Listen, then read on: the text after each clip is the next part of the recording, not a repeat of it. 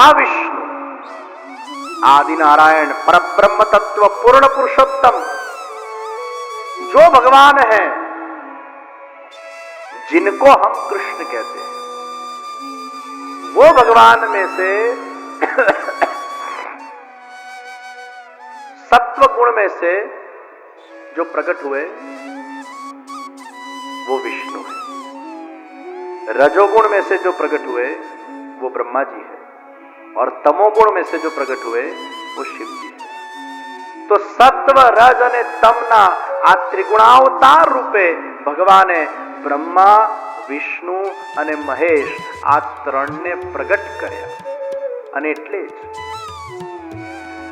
આ ત્રણથી પણ જે બિયોન્ડ છે મહાવિષ્ણુ, તો એક નારાયણ સ્વરૂપ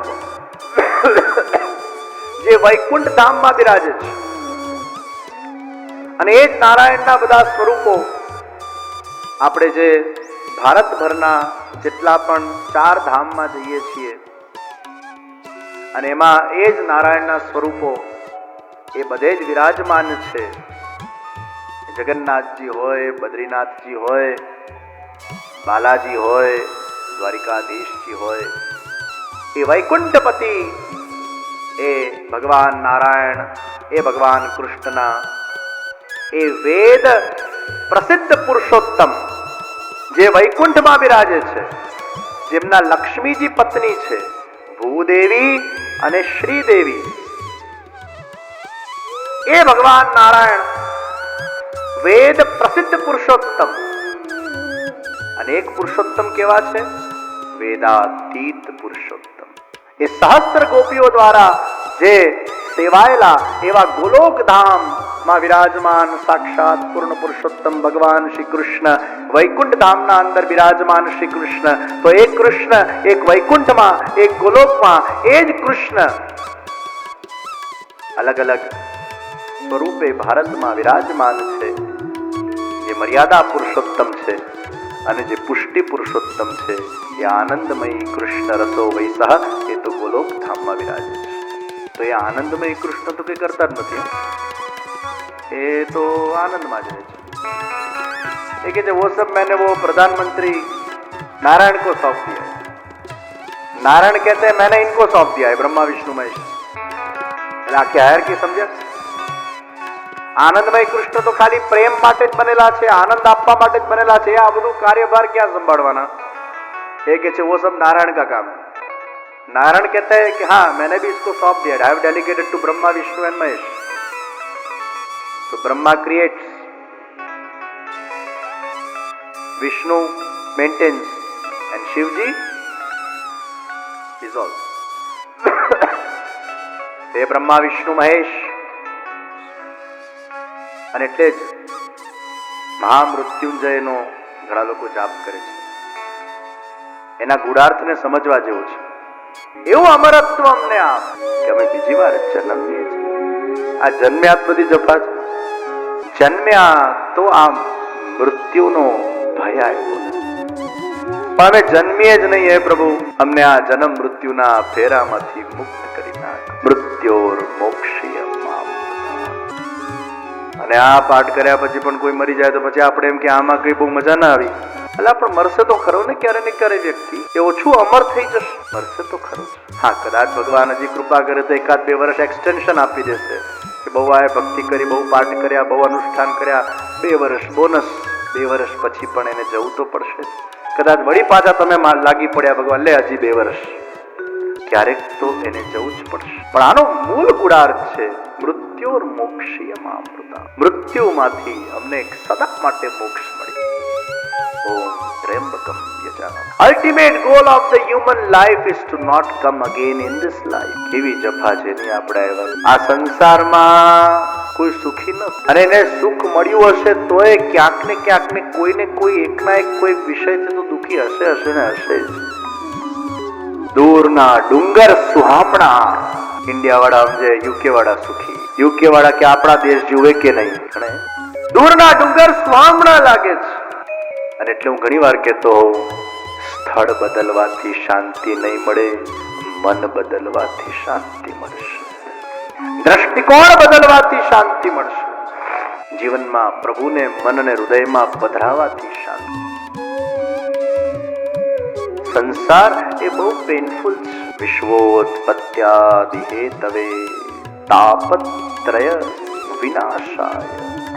3 પ્રકારના દુઃખમાંથી જે આપણને નિવૃત્ત કરે છે, આદિ વ્યાધિ ઉપાધિ. ન હોવાના કારણે થાય એને આદિ કહેવાય, હોવાના કારણે થાય એને ઉપાધિ કહેવાય, અને રોગના કારણે થાય એને વ્યાધિ કહેવાય.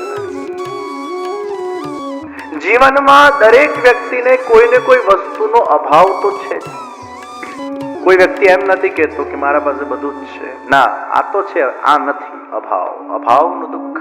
અને ઘણીવાર એવું થાય કે જે છે એનું દુઃખ. લગ્ન થયા તો સુખ ને છૂટાછેડા થયા તો દુઃખ. દીકરા નહીં થયા તો દુઃખ, અને થયા તો એવા થયા કે માતા પિતાનો તિરસ્કાર કરી નાખે છે.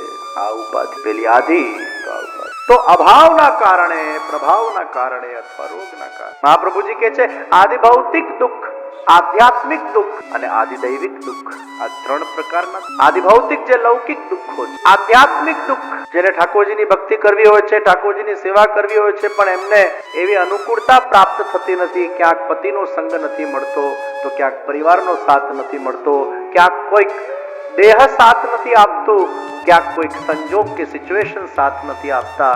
તો એ પ્રકારે એના મનમાં જે દુઃખ થાય છે, ભગવત ભક્તિ કરવા માટેનું આધ્યાત્મિક અને આદિદૈવિક દુઃખ. ભગવાન શ્રી કૃષ્ણના દર્શન મને ક્યારે થશે? ઘણા વર્ષોથી હું પ્રભુની સેવા કરું છું, પણ પ્રભુના મને દર્શન થતા નથી. वो प्रभु के मुझे दर्शन कब प्राप्त होगे? એમાં એનું ચિત્ત સદા ને સદા વિચાર કર્યા કરે, ચિંતન કર્યા કરે, પ્રભુના દર્શન મને ક્યારે થાય? ક્યારે ઠાકોરજી મારા ગોદમાં રમતો હોય, ક્યારે એનો મને સાક્ષાત્કાર થાય, ક્યારે એ મારા સ્વહસ્તથી મારી સામગ્રી આરોગે. આ પ્રકારની એક ભાવના અને એનું દુઃખ, આદિદૈવિક દુઃખ. આ 3 પ્રકારના દુઃખમાં નિવૃત્તિ એ ભગવાન શ્રી કૃષ્ણને પ્રણામ કરવાથી થાય. તો અમુક લોકો એમ વિચાર કરે અમે તો રોજ કરી, અમારા તો કોઈ દુઃખ દૂર થતા જ નથી. Daily we go down our head to God, no difference. એક વસ્તુ આપ યાદ રાખજો, ભગવાન કૃષ્ણ એ આનંદમયી છે અને એ ક્યારે પણ કોઈને દુઃખ આપી શકતો જ. તો ઊંડાણપૂર્વકનો જ્યારે તમે વિચાર કરશો, અગ્નિના સામે બેસીને ગરમાટો જ મળે, બરફના સામે બેસીને ઠંડી જ મળે, એર કન્ડિશનના સામે બેસીને ઠંડી જ મળે. જેનું જે ગુણ હશે એ તમને આપશે, જેનો જે સ્વભાવ હશે એ તમને એ જ આપશે. એસી તમને ગરમાટો નહીં આપે અને હીટર તમને એસીનું એર કન્ડિશનિંગ નહીં આપે. जिसकी जो प्रकृति होगी, जिसका जो स्वभाव होगा, वो आपको वही देगा. તો પ્રશ્ન થાય, ભગવાનનો સ્વભાવ અગર આનંદનો છે તો એના પાસે જઈને આનંદ કેમ નથી મળતું? કારણ કે ક્યાંક આપણા દોષો છે, કષાયો છે. આપણને તાવ આવેલો છે અને એ તાવને શરદીમાં કેટલા પણ સ્વાદિષ્ટ વાનગીઓ તમારા સામે મૂકેલી હોય, કડવીની કડવી જ લાગે. કારણ કે તમારી સેહત અત્યારે નાદુરસ્ત નથી. હવે તમને પેલું સ્વાદિષ્ટ ભોજન કડવું લાગે, એમાં ભોજનનો શું વાંક? भगवान श्री कृष्ण आनंद ही देते हैं और भगवान कृष्ण की भक्ति भी आनंद ही देती है.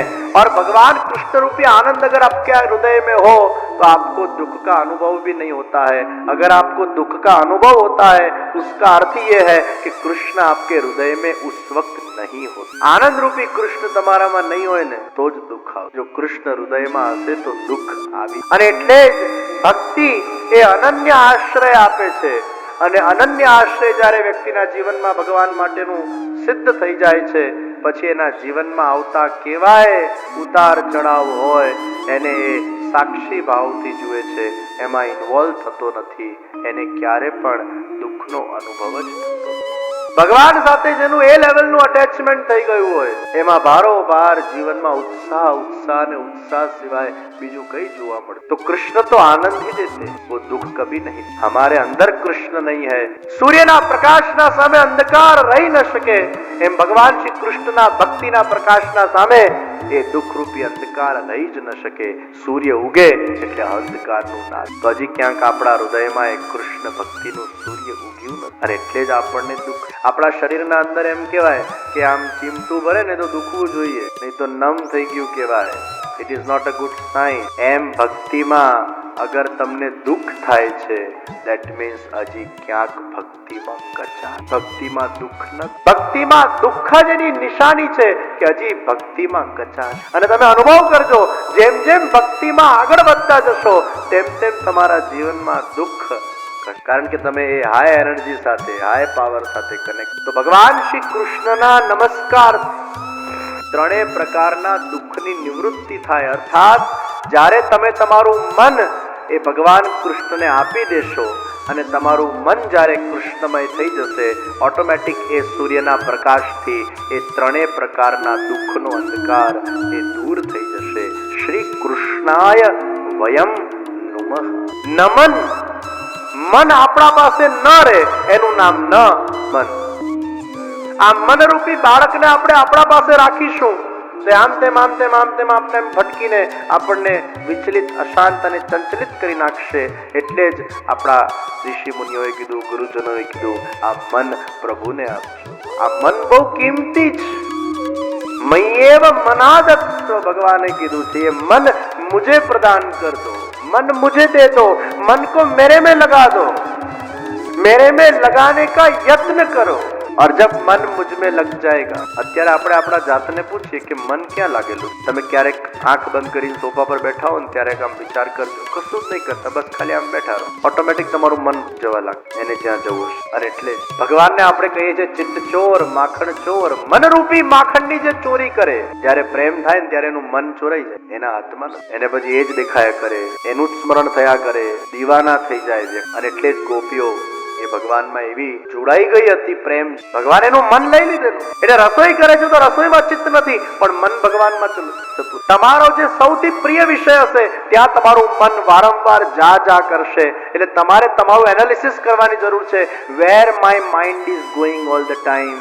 તો સૌથી પહેલા the easiest answer which we get, my mind is going every now and then in my mobile. Every time it's on WhatsApp, every time it is on Facebook, Twitter, Instagram and where not. એકદમ સાચી વાત. ત્યારે તો તમે આમ છાના માના શાંતિથી બેઠા. જો તમે જ્યારે આ રોજ 7 દિવસની કથામાં જ્યારે અહીંયા હોલમાં આવશો ને કાલ, એટલે તમે જ્યારે અહીંયા આવશો ને ત્યારે ભક્તિ મહારાણી આમ તમારું સ્વાગત કરતી હશે. વેલકમ વેલકમ, आओ तुम्हारा स्वागत है कृष्ण की भक्ति के ये माहौल. અને જ્યારે તમે આ કથામાંથી પાછા વળશો એટલે બહાર પેલી માયા ઊભી હશે. વેલકમ, બહુ ભક્તિ કરીને હવે હું તને એવો મારો રંગ લગાડું કે આ બધું ભૂલાઈ જશે. So when you come in the katha mandap, bhakti welcomes you, and when you go out of the katha, maya welcomes you. અને જ્યાં તમે કથામાંથી આમ બહાર નીકળ્યા તરત ગજવામાં જ માયા બેઠી છે, સીધા ફોનમાં. પછી એટલા બધા એના મેસેજીસ આવી ગયા હોય, કોલ્સ આવી ગયા હોય, ને વળી પાછું આમ એમાં બગડ જંતરમાં આવ્યું, એનું મગજ જતું રહે. આ બધું સાંભળેલું વેનિશ. એ પેલા પાણીની બૂંદ તવેથા પર પડે ને વરાળ બનીને ઉડી જાય એમ પેલું 2-3 કલાક કરેલું સત્સંગ એ જ્યાં પેલી બહાર પેલું માયાનું તવેથું આવે આમ વરાળ. તો શું કરવાનું? જો ભાગવતજીના મહાત્મના અંતિમ અધ્યાયમાં ભાગવત સપ્તાહને શ્રવણ કરવા માટેના નિયમો આપેલા છે. અંતિમ અધ્યાય તો કાલે આવશે, પણ આજે એટલે લઈ લઈએ કારણ કે તમે ભાગવતજીનું શ્રવણ કરવાના છો કાલથી, તો આ નિયમોને તમે ફોલો કરી શકો. તો ભાગવતજીના